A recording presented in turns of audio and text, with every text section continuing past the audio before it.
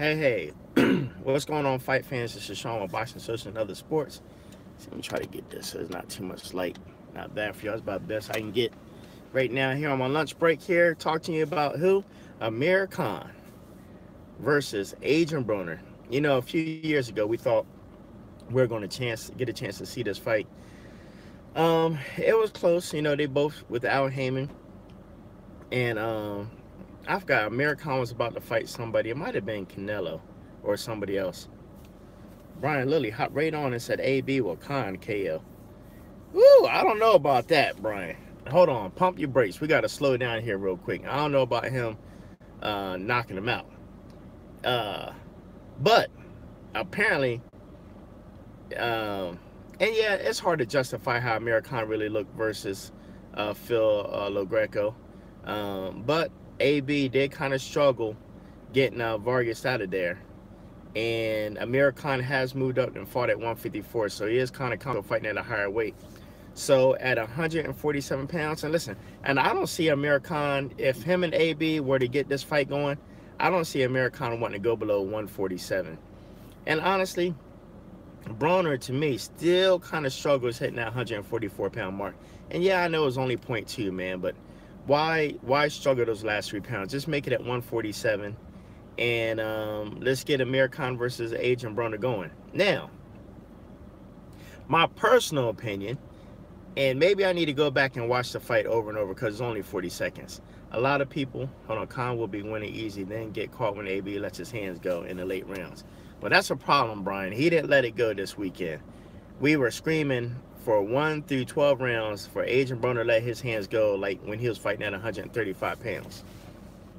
Now, let's go back to this, Brian. It was only 40 seconds. So in that 40 seconds, I personally thought Amir Khan lost some speed, but I think he gained power. Amir Khan's body looked extremely big to only be 150 pounds. He probably came in about 165 fight night.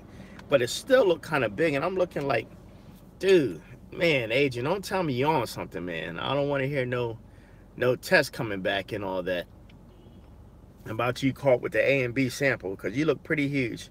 So I think the power was there more than what the speed was there. Could it be rejuvenated after taking 2 years off? It could be. After that Canelo fight, took about 2 years off, and maybe he needed that break to let his body recoup and naturally build into the 150-pound fighter he is. Adrien Broner, on the flip side, one thing we learned about Adrien Broner, he can get outworked. You got to outwork him. You don't have to knock Adrien Broner out. You just got to outwork him. Adrien Broner is going to throw, what, 30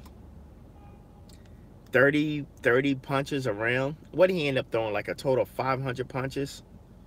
So, I don't know, about 35 to 40 punches around you're going to get out of AB.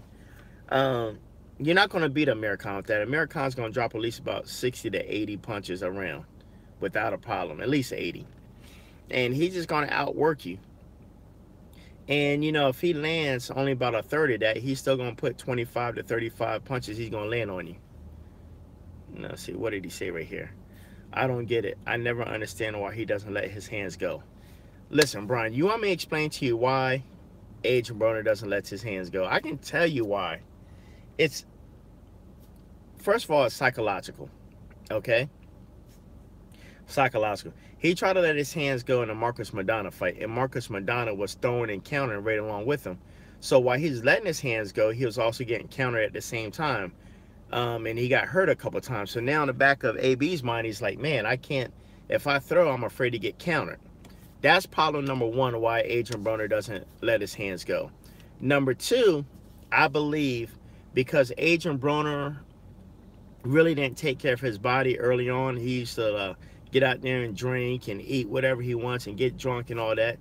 At a young age, that stuff takes a toll on your body. So now he's trying to whip his body back into shape, fighting shape, before he started doing all the drinking and all that. But the damage is done to your body. Now, I say that to say this. I believe that Adrien Broner has a stamina problem. How did he look going in this fight with Jesse Vargas? He looked decent. He looked okay. Even when he was getting hit with body shots. But anybody can pace themselves for 12 rounds if you're only going to throw 30 to 35 punches a round. You're not tiring yourself out. I mean, how are you going to get tired doing that? You're talking about throwing 10 to 12 punches in a minute, 60 seconds, and you're only going to throw about 10 to 12 punches out of 60 seconds. That's a lot of time wasted. About 45 seconds of each round, or excuse me, each minute is wasted that you're not throwing. Now, the problem is he's afraid to let his hands go, because if AB can throw between 50 to 60 punches a round, I believe he can beat a lot of the guys that he's going to fight. But being that he's not doing it, he's afraid that he's going to fatigue in the later rounds. And we all know what happens when you fatigue in the later rounds. When you fatigue going into the 8th, 9th round, you're susceptible to get knocked out. And AB talks too much junk to where he can't afford to get knocked out. Now, AB can take a loss, and he can say, you know, it was my trainer, it was me, this guy was a better fighter, I just had an off night. People can take losses, but people cannot take losses being knocked out. A knockout is the worst loss to take. A person would rather have 10 losses, losing by unanimous decision, than to have 1 or 2 losses getting knocked out, because now you're going to be ridiculed.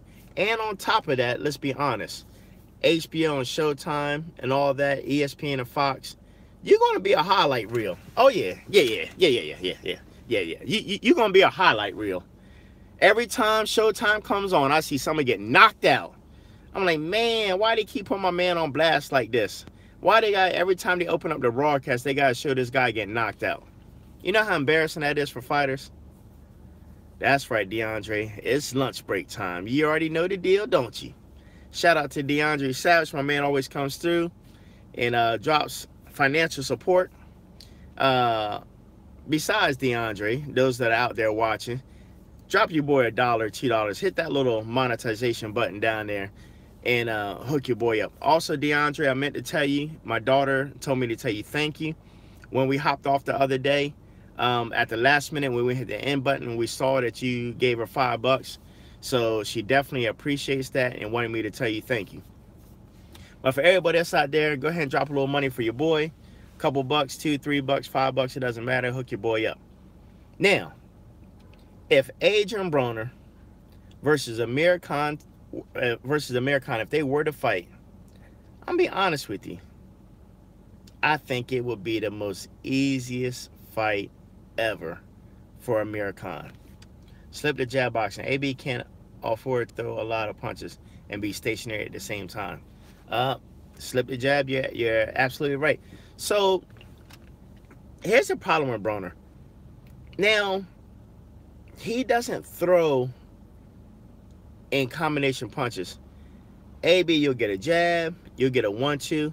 You're not gonna see yeah. You ain't gonna see 3 and 4 punch combo. And if you do see it, it's always the last 10 seconds of the round when you hear tat, tat, tat, and you know it's the 10 seconds. Now he wants a flash. Whap, whap, whap, whap, whap. And when he does that, he's only hitting like 1 out of every 4 punch combination that he's throwing. That's just being real. And listen, I'm just wondering what was going through Mike Stafford. Cunningham is telling him in between rounds, let your hands go. I can't throw for you. Throw more punches. Come on, Adrien. What are you doing? Throw. Let your hands go. And Mike Stafford back there giving water. And I can see Mike Stafford. Mike just shaking his head like, man, I've been telling AB this for years. Why do you think AB is like that now? Did the Madonna fight change his approach? Yeah, DeAndre, before you came on, I was explaining that's what happened. Part of it's mental. So when he was fighting Marcos Madonna, Adrien was actually throwing punches and exchanging with him. The problem with Madonna, and the same problem that Floyd had in the first encounter, is that Madonna is an awkward fighter. Madonna is not your casual 1, 2, perfect hook. 1, 2, perfect hook. Madonna's like this and this and this and here. He was like the Matrix. You know, arms were just whatever way he was coming all over. Like you can't even see the punch coming all over. Madonna was just such an awkward fighter that you get caught with a lot of what I like to call angle shots. He throws weird angles, just weird angles, and those weird angles will catch you. Yeah, that sweeping right was crazy. I mean, like, he didn't throw a right like this. Like, he came from up here, down, twist, here, elbow, and everything else. I mean, it's like the weirdest punches Marcus Madonna throws. Like, his jab was kind of like, it wasn't even a straight jab, like, bow. Like, his jab was like here, elbow, all at the same time. Like, he just threw his arms. He just threw them, and he just directed his arms right towards your body, and it's going to hit something. Now, what happened to Adrien Broner, he's not used to that. Floyd wasn't used to that first fight.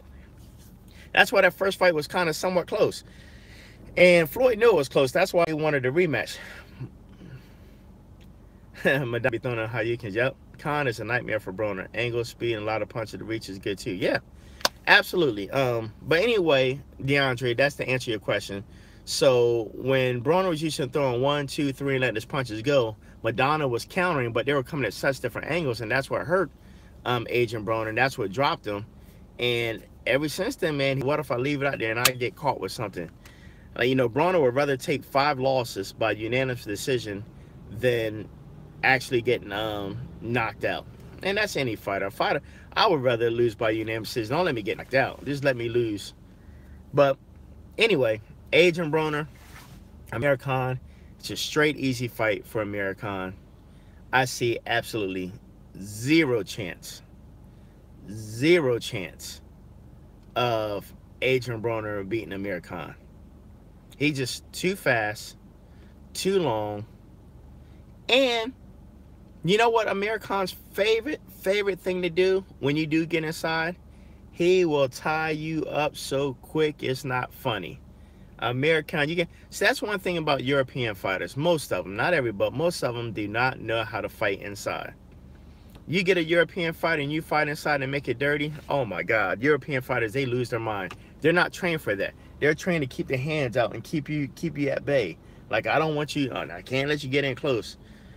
Look at Vladimir Vitaly. You get inside, look how many times they got knocked out when people got inside and hit them on their chin. That's why Emanuel Stewart taught them to fight with your hands out, keep your distance, keep them all the way arm length. And when they get inside, time up as fast as you can. And that's why Vladimir and them lasted so long. The problem was when they faced somebody tall like a Tyson Fury and all that, that was the same height and the same length, there is no tying up. And if you do tie up, you're not the bigger guy where you can lean on top of him, wear down the body. Tyson's leaning on you, and now you getting tired. Same thing in the Anthony Joshua fight. You got a guy that's just as big as tall as you and doing the same thing. And now that goes all the way back to Mike Tyson. Why did Mike Tyson get beat easily by Evander Holyfield? Same height, same weight, same arm length, same size. And Holyfield was the more technical fighter, but Tyson was the more stronger puncher. But if you're technical and you're smart, you notice when Tyson got in, he held him. Tyson was getting frustrated. But then again, Holyfield threw his short right punches that would hurt Mike Tyson also. So, you know, that's just the way the boxing game goes, man. So, what questions y'all got? I done talked a lot already. I'm about 13, 14 minutes in. What's some of the questions you might have? And the headbutts. Yeah, definitely get the heads up for that. There was headbutts. I think that's where Timothy Bradley got it from.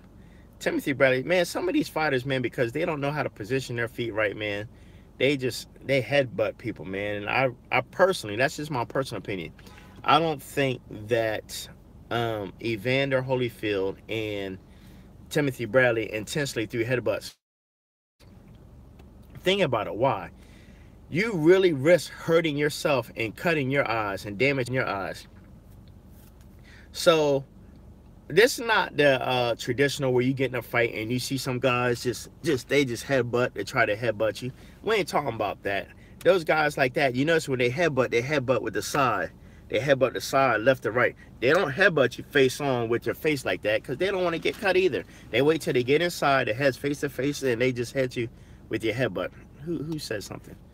What do you think about all these fighters that are upset with TMT Promotions? Man, DeAndre, I'm glad you said that. DeAndre, do you know who'd you have winning, A, B, or Vargas? I had it a draw. I had it 6 rounds each. I had a dead even draw. I think AB was winning going into the last round, and I think he needed that last round to pull out the win to make it 7-5, but he took off that last round, and ultimately it cost him the fight. What else was this? Should Floyd cut them? I mean, none of them are stars except Tank. All right, DeAndre, let me go back to your problems. I keep telling people that I keep telling everybody that listen to me that they have problems with TMT promotions, and nobody listened to me for the last 2 years. Number one, the problem is Floyd Mayweather doesn't know how to separate Floyd Mayweather, the boxer, from Floyd Mayweather Promotions. Anytime his fighter's coming up, you don't see him putting him on a pedestal. You don't see them lifting him, lifting him up. You don't see them promoting heavy his fighters. Anytime he has a fighters, he comes through with $1 million suits on, $1 million jewelry, just shining the profiling, and it's all about Floyd, and it's not about his fighters. You don't see Oscar De La Hoya taking over, want to do all this talking while his fighters up there. You don't see Bob Arum doing. You don't see Lou DiBella doing this. Marcellus Dunlap, that's a bad fight for Broner. It absolutely is. So you don't see these other promoters doing these things. Floyd Mayweather has got to remove himself out of the equation. I'd rather have Floyd Mayweather be like Al Heyman and be the behind-the-scenes guy, and let Brandon Watson, the other Watson boy, Sam, I'd rather let them go out there. I'd rather him let Leonard Ellaby go out there. Let Leonard Ellaby be the face of Mayweather Promotions, so you can move yourself out of the equation and stop taking a shine from these young bucks. Number two, they want more money. Yeah, Broner is way too short for Khan. Yeah, he would definitely beat him. The arm length, the speed, it's just too much for Broner. He would beat Broner like 10 rounds to 2 with no problem. How much stock should we put in Broner? Is he a real threat at welter? Not at welterweight, but I believe he can be a threat at 140, but he can't make 140 anymore, and that's just a sad truth. He wants to. He's one of those guys that has an awkward body, like Floyd Mayweather. Like, Floyd Mayweather should have really been like a 140-pound fighter because his height and his stature, and he didn't pick up weight. Like, Floyd, like, would eat like steaks, potatoes, eggs, pasta, spaghetti, rice, beans, cornbread, collard green. Like, he'll eat all that the week of the fight and still only be like 147. Honestly, if Floyd wanted to, he could have made 140, probably 138 with no problem. He has a high metabolism. He ate like crap. I mean, I talked to many people inside this camp. Floyd would drink Mountain Dews, Now Later, Skittles, candy. He put all kind of sugar, and that's why I'm afraid of Floyd. And Floyd don't realize all that money that you have, millions of dollars. Floyd, your chef and the people around you should not even allow you to eat sugar-based foods like that, knowing that your brothers and your family suffer from diabetes and high blood pressure. With millions and millions of dollars in the bank, I would have chefs fixing me 2 to 3 meals a day of nothing but healthy options, nothing but water, nothing outside that. And I would make sure it's all organic. I wouldn't get anything that's processed. I want my string beans plucked directly from the farm. I want all that money, dude. I would have my own farm, homegrown stuff that I know that my cows, chickens, turkeys, all that's homegrown, that I don't have to worry about none of my stuff being contaminated. But that's just me. 19 minutes in. Yeah, I'm done talking. Y'all throw some questions my way. Yo, if any of y'all want to hit that donate button, hit that little super chat, that little money icon. Throw your boy $1, $2, $3, $4. They do have organic gummy bears. Okay, Marcellus. Let's go with this, Marcellus. And I had to have somebody teach me about food because, you know, I used to eat just whatever I wanted. And I'm slowly just transitioning my mind and my body to eat healthy because I want to live longer. Organic gummy bears. Tell me this. What is organic about a piece of rubber? A gummy bear is a piece of rubber that you can pull and stretch, and it's rubber. And you're putting this rubber inside your body. You're chewing on it, and it goes in your body. At what time is putting rubber in your body, gelatin, rubber, all the same thing. It has to have some kind of base to make it stick together, like they do with hamburger meat and patties and all that stringy stuff in there. And then two, let's just say it's gelatin. Let's go with the whole healthy option. What nutritional value are you getting out of gummy bears? You can eat a whole bag full. You know what? You're going to be hungry within an hour or two. Now, let's look at that digestive process. Do you know how long it's going to take for you to digest? First of all, it takes you 48 hours just to digest, 2 to 3 days to digest any meat you eat. Any meat. Like, it literally takes 3 days for you to flush your body of any meats. Let alone putting gelatin and rubber and all that stuff in there. There's just no nutritional value. Look who's going to fight Herd. He's going to fight Herd now.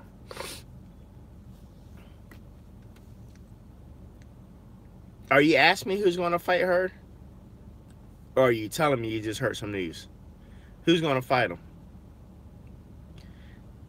Oh, any ideas? I don't have any ideas right now. Tank says he's only fighting Loma on pay-per-view. I don't think the following is big enough. What do you think? Yeah, DeAndre, I think it's big enough. Tank's been on a couple of co-main events, or not main event, or on TV. And Lomachenko's been promoted right on TV. I definitely think that fight would be a pay-per-view. I do. No, you don't think so? I would get it. I would love to see that fight. I definitely would. I don't know, when I read after, I'm dropping my load. Right, Wayne Jeffrey. But do you know why? That load you're dropping, Wayne, I do the same thing. But that load you're dropping, Wayne, is from the day before. Trust me, it's from the day before. That's not, because I do that too. I can eat right now and I go and drop my load. Trust me, all you're doing is pushing that food down, and it's pushing the food that's been sitting there for like the last 24 to 36 hours. It's not your current load, trust me. What was the last question? ESPN? I don't know. Could be. Where is Keith Thurman? I don't know where Keith Thurman is. He's supposed to be fighting soon. I think he's supposed to be fighting some tune-up again. One more tune-up, that's all Keith gets. After this tune-up, he's got to go into fighting somebody within the top 10. It ain't got to be a top 3 fighter, top 10. And by the end of the year or the top of 2019, you gotta put that belt on line and fight a top fighter then. I don't even want to buy Deontay Wilder versus Anthony Joshua. That's a huge fight. Are you sure about that, Nunlap? That's a huge fight for you to say that you want to watch that fight. That's big, man. That's going to be one of the best heavyweight fights we've seen in a while. Keith no-show Thurman ain't his hand hurt now. Oh, man. You trying to tell me he hurt his hand? Listen. Strip him. Bottom line, listen, if he ain't ready to fight and he's having medical issues, strip him. So all you gotta do is strip him. He's got to fight to get his belt back. That's what you do. Guys that have belts and they got over a year's excuse of being hurt, strip them. I think you should only have 12 months to defend your belt, even with the medical excuse. But my thing is, after a year, you get stripped of your belt. When you are healthy and you are ready to fight, you automatically is the first line to get that title shot back. Because when you come back from being hurt for like a year, you want a tune-up fight. Get a tune-up fight, and then that second fight, you set the date, and whoever has the belt at the time, they're obligated to fight you, without a shadow of a doubt. That's the way it works. Don't hold up the belt more than a year. If you leave it up to me, I would say no more than 9 months. My own personal opinion. You have to fight within 9 months, even with the injury. And a year is being generous. Any other questions y'all got? If not, your boy's going to hop back here off a lunch break. See, you know boxing. I appreciate it. Marcellus. Should Showtime filter fighters like Broner? He is crossing the line. Yeah. That's too smart for them to actually do. Filter fighters like Broner. See, here's the problem with Broner. Whether he's losing or drawing, they still want to see him. My man DeAndre always comes through, man. DeAndre, man, I can't tell you how much I appreciate you coming through, man. I mean, you always come through.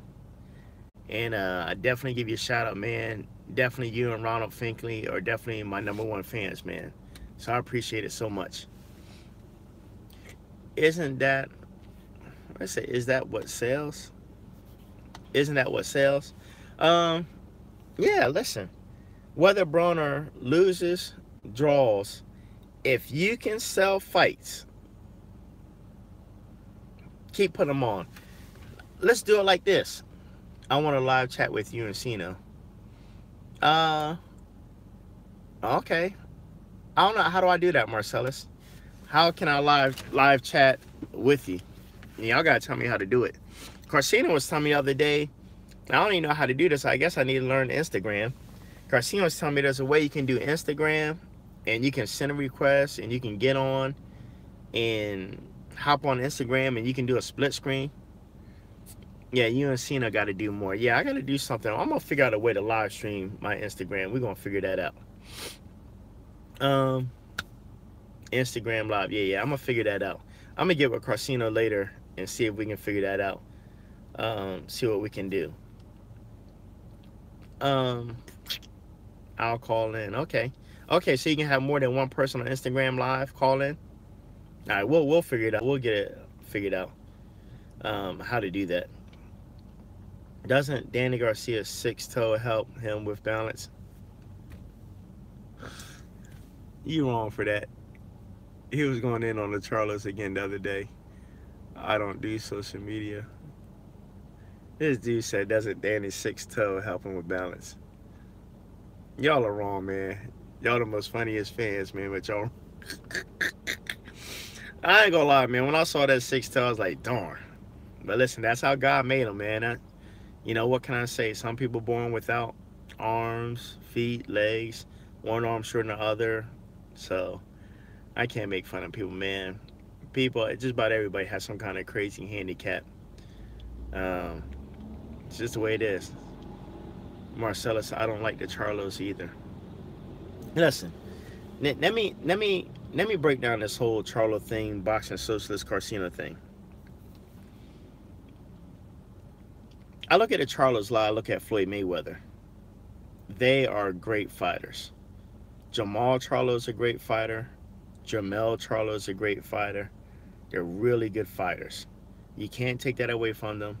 They're champions for a reason, and I think they'll remain champions for a little while.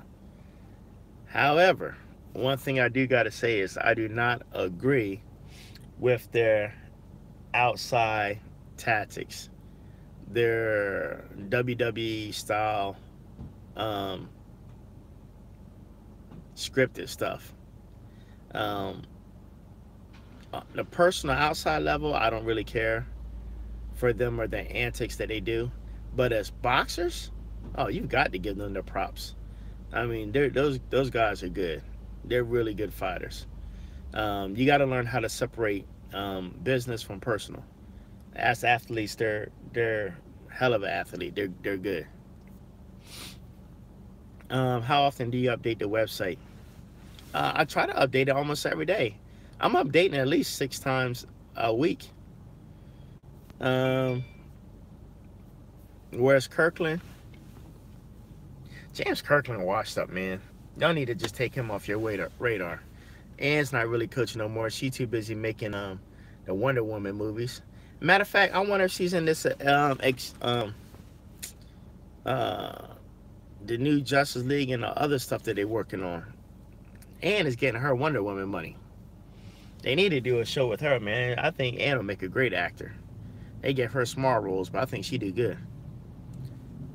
Haha, he need Anne more than he thought. Yeah, he does. She makes movies? Yeah.